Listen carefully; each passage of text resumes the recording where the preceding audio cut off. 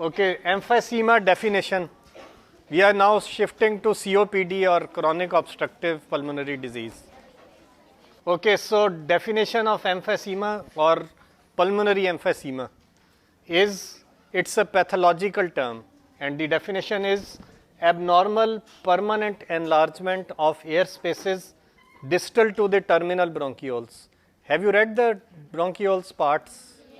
Yes, so the air spaces which are distal to the terminal bronchioles, accompanied by destruction of their walls and hyperdistension, leading to reduction in lung elastics, recoil, and airway obstruction.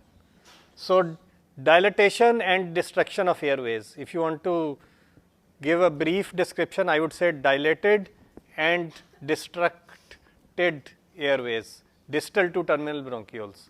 So, because it's dilatation alone could be reversible, but due to destruction, it's an irreversible process. You can't reverse it because destruction, you can't rebuild it, but dilatation and constriction, they can keep changing. So I won't go into the detail, but you can just have a look at this slide, that how it happens, the pathology of COPD.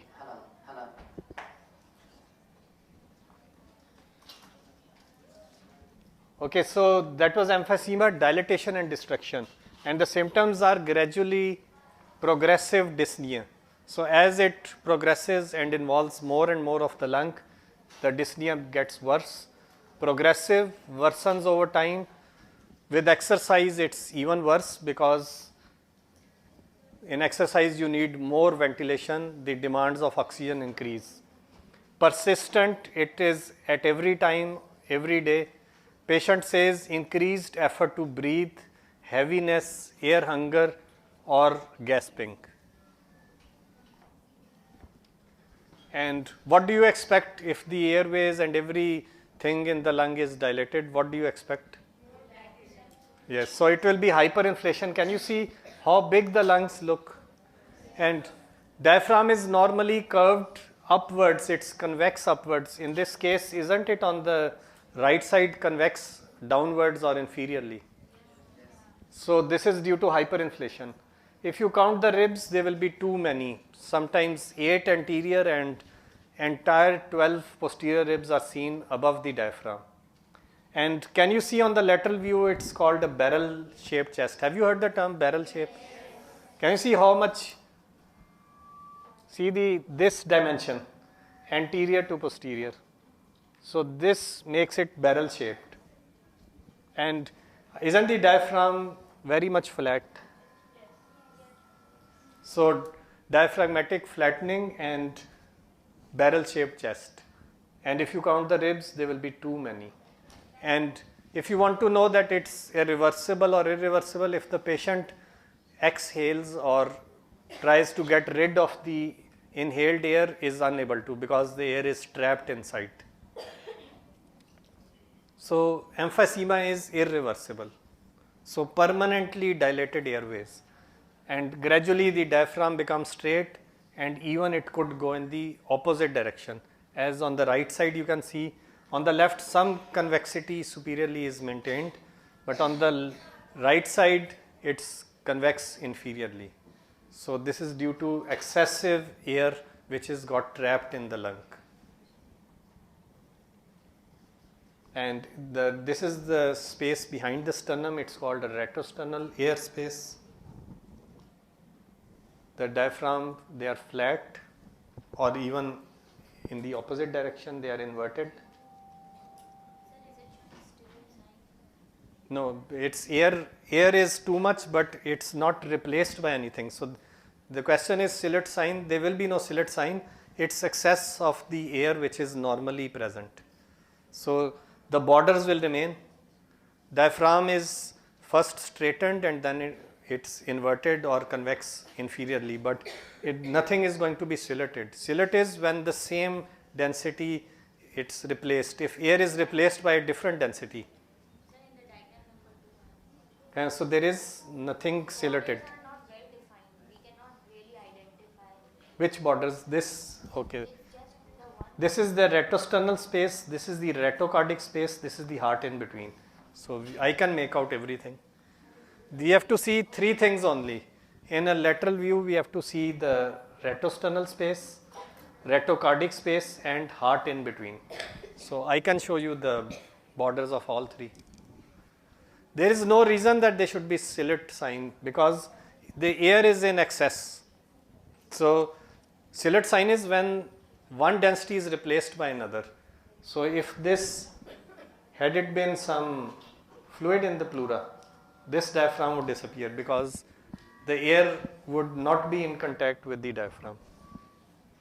We are having some sound problems, but hopefully if they are fixed, then I can also keep it at this level. So have you understood emphysema? Too much excess of air, so the lungs will be sort of ballooned up. The number of ribs, anterior as well as posterior, would be much more, and diaphragm would be flat. It's the flat diaphragm which helps differentiating from a very good inspiratory effort. Even a very good effort has a normal configuration or convex superiorly diaphragm. So if the diaphragm is flat, we consider it emphysema, otherwise it still could have been a very good effort. Chronic bronchitis, very little role of radiology, so it's a clinical definition. So clinically it is defined as cough productive of sputum not attributable to other causes on most days for 3 months over consecutive 2 years. So you have to remember 3 months and 2 years. 3 months and 2 consecutive years, and there is cough with sputum and it cannot be attributed to any other cause. Like if it is TB, then it's not chronic bronchitis.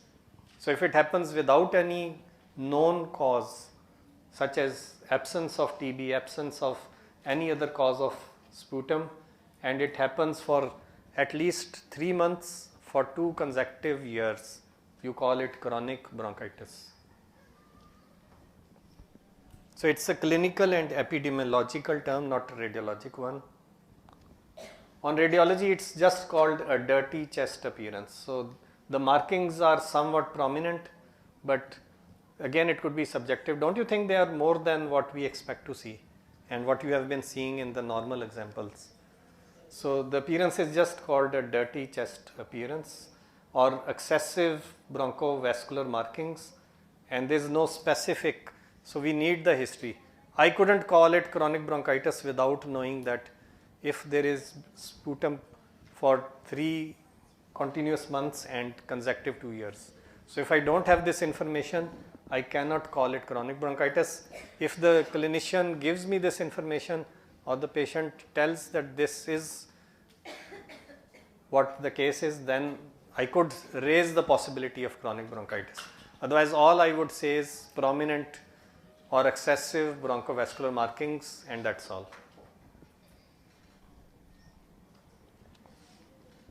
Okay, bronchial asthma, how does it differ from emphysema? Any idea? Yes. Ji? There is bronchospasm, and but it is almost the same during an attack. Ji? Yes, so the main difference is it's reversible. During an attack, there would be air trapping similar to emphysema. The diaphragm can become flattened. There will be excessive air in the lungs because air is trapped due to bronchospasm. The person has less problem in inhalation. It's the exhaling or getting rid of the air which is affected, but it is episodic, or it happens in episodes and is reversible. So if it becomes irreversible, it will now become emphysema and no longer be bronchial asthma. But bronchial asthma is excessive irritability or sensitivity of bronchi. You have bronchospasm, and if you relieve it with treatment or even without treatment with passage of time, then the episode is over, it's reversed to normal. So during normal, not during an attack, the X-ray chest will be normal, and during an attack you will get appearance similar to emphysema. but the difference is it's reversible. Otherwise, it is also part of COPD. Chronic bronchitis, emphysema and asthma is reversible and also episodic. So it happens in episodes, and with treatment or with passage of time, or if it is due to allergy, the removal of the allergen, you get the normal state returning back. So reversibility is the difference between asthma and emphysema. Any questions so far?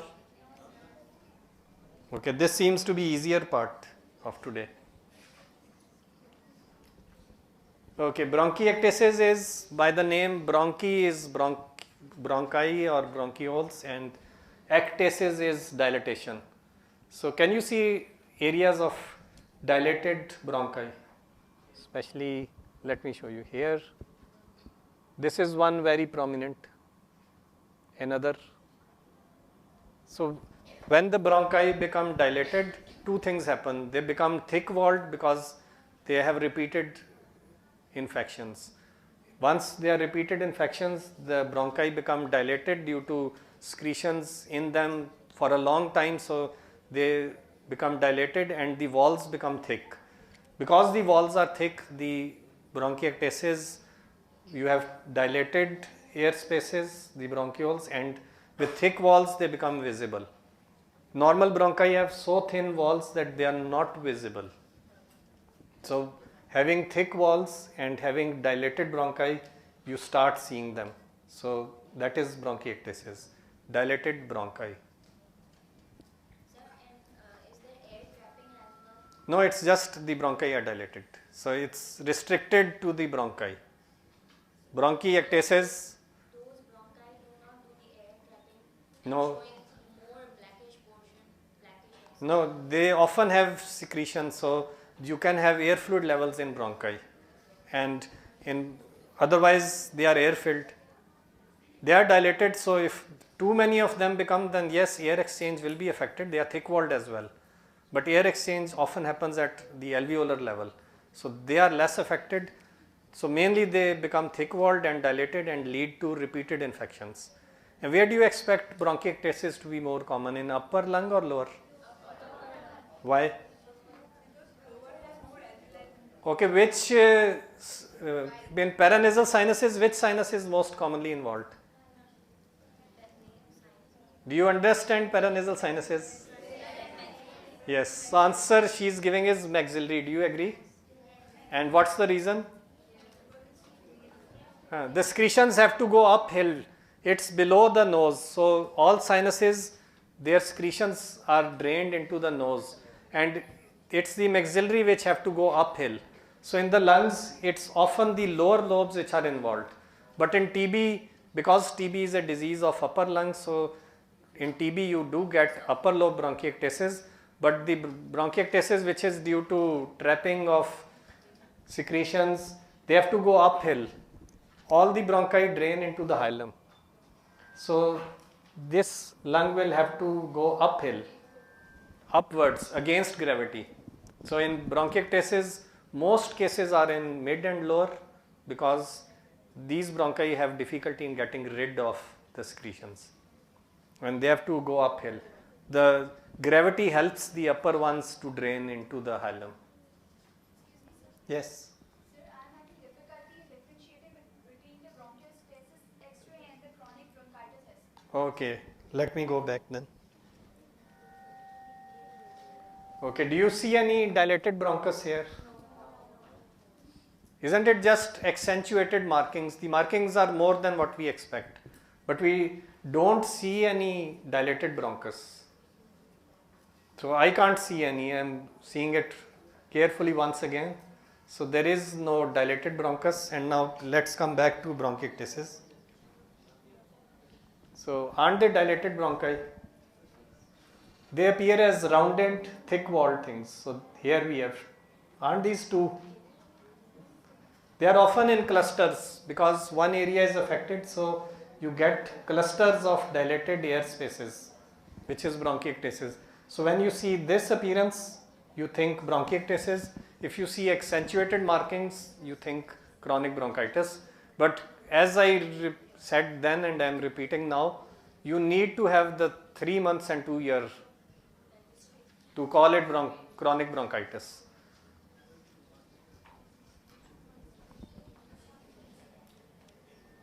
And cats or feline family, they do get asthma and then they are treated quite similarly. So someday you might be treating a cat. Okay, so and what is the answer? Consolidation where? Okay. So do you agree this is, can everyone see air bronchogram, especially this one? Then there are others as well. This is the transverse fissure, this straight line. So right upper lobe pneumonia with presence of air bronchograms and silueting the mediastinal border. Do you agree mediastinal border is silueted? Compare it with the left side. So whenever you are not sure, you always compare with the other lung, right hilum with the left hilum, the right lung apex with the left lung apex, the costophrenic with the costophrenic. So you always, if you are not sure, you just have to compare right and left lungs. Yes. Ribs are also not visible, so it is hyperdose. Why it is not visible? What is not visible? Ribs are not visible on the right side. No, they are visible, but because ribs are also white. Yes, answer is TB, but does everyone see a cavity?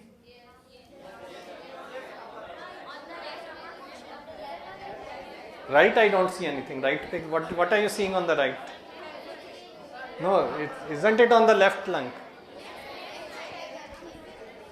Isn't this the cavity? So this is the left lung. Okay, whenever you see an X-ray, you should imagine yourself at the foot end. Imagine the patient is lying on the bed and you are at the foot end. So the patient's right is your left and the patient's left is your right. So your right hand, so always remember, if I am standing here, this is the left side and this is the right. So don't call the left lung the right lung. And imagine yourself at the foot end of the bed, patient is lying, your right side is the patient's left and vice versa. Your left side is patient's right side. So this was TB. Sir, can we continue this in the next class because the other class is waiting? And there are just 1 or 2 left. We have finished. So what do you think? What is this?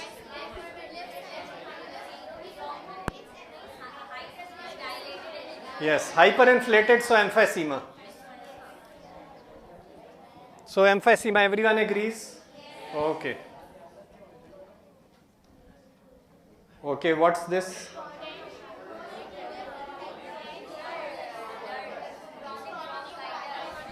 Okay, can you see dilated bronchus, at least one?